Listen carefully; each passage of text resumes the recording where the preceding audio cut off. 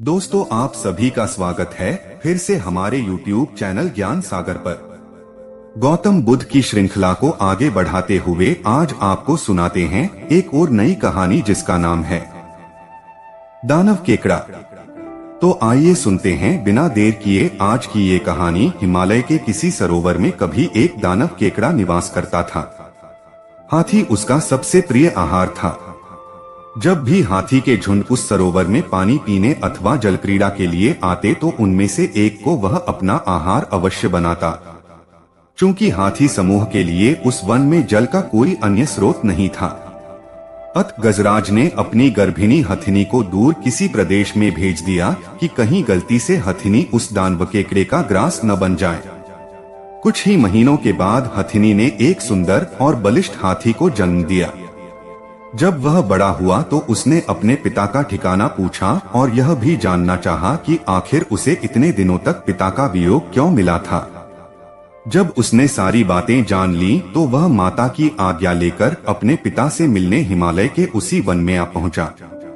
फिर उसने पिता को प्रणाम कर अपना परिचय देते हुए उस दानव केकड़े को मारने की इच्छा व्यक्त की और इस महान कार्य के लिए पिता की आज्ञा और आशीर्वचन मांगे। पिता ने पहले तो उसकी याचना ठुकरा दी, किंतु बार बार अनुरोध से उसने अपने पुत्र को पराक्रम दिखाने का अवसर दे ही दिया।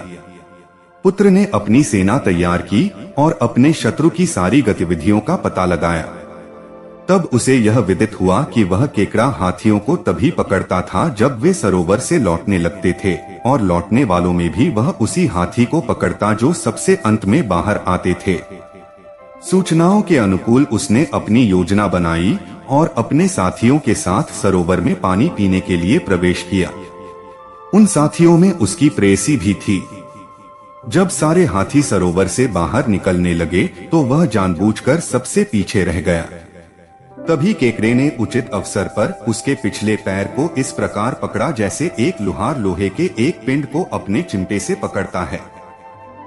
हाथी ने जब अपना पैर खींचना चाहा तो वह टस से मस भी न हो सका।